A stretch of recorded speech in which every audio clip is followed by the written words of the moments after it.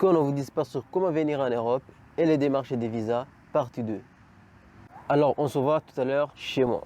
Voilà, une petite vidéo à l'improviste. Bien évidemment, j'ai fait cette vidéo par rapport à la vidéo précédente que j'avais fait. Si vous n'avez pas vu la vidéo, ce qu'on ne vous dise pas sur comment venir en Europe et les démarches de visa, donc je vous invite à aller voir la vidéo. Le fait d'avoir dit facilement, ça ne veut pas dire gratuitement. Donc, il y a les gens qui ont confondu les choses. Facilement, c'est pas gratuitement.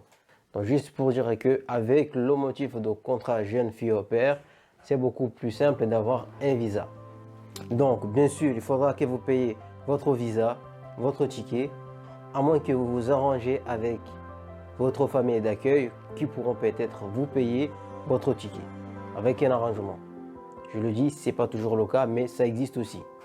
Donc, si vous connaissez mieux que jeune fille au pair, n'hésitez pas à faire monter l'information dans les commentaires. Si on compare avec Campus France, donc vous avez les notes scolaires que vous allez donner. Vous avez aussi donc la prise en charge. Vous allez avoir aussi, dans la plupart des cas, vous devez montrer que vous êtes capable de payer au moins la première année, plus votre ticket, votre visa, ainsi de suite.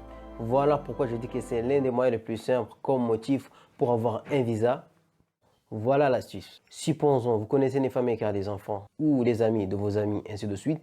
Vous vous arrangez avec vous. Vous vous inscrivez au programme au pair, tous les deux. Et puis, donc, je parle de la famille et vous, par après. Après, vous vous contactez sur la plateforme. Vous vous arrangez entre vous pour que la famille puisse vous accueillir. Et puis, vous cherchez votre ticket. Je pense que c'est jouable. Donc, je tiens à préciser les choses. Quand vous signez le contrat jeune fille au pair, vous venez pour étudier la langue, mais aussi pour aider dans les tâches ménagères. Ou la plupart du temps pour la garde des enfants. Donc c'est l'un des moyens pour, comme je disais, pour venir par après votre contrat. Rien ne vous empêche pas de vous inscrire à la fac ou dans une autre formation. Continuez votre parcours scolaire, ainsi de suite.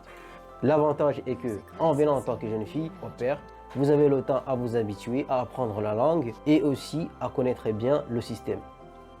Renseignez-vous chez le consulat ou au centre culturel dans votre pays pour savoir les informations concernant la formation de la langue du pays dans lequel vous avez postulé. Il faut vous renseigner quand est-ce qu'on passe les tests parce qu'à la fin de la formation, vous allez passer un test pour savoir votre niveau de langue. Et ce n'est pas compliqué. Attention, être de nationalité différente de la famille d'accueil.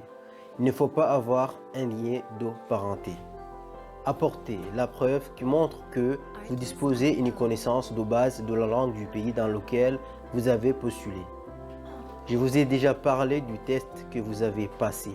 On vous livrera un certificat ou une attestation de niveau d'études, avoir au moins un niveau secondaire ou les qualifications professionnelles. Il vous faudra une copie de passeport, certificat médical de moins de 3 mois, une lettre de motivation. Si vous n'avez pas vu la première vidéo que j'ai fait sur ce sujet, pour savoir où postuler en ligne, les sites, les documents qu'il vous faut à fournir ou les agences spécialisées, vous la trouverez ici. Donc la seule chose que je vous demande, c'est de partager l'information et n'oubliez pas de liker ainsi que de vous abonner pour donner un coup de pouce à la chaîne. Je vous dis à très bientôt.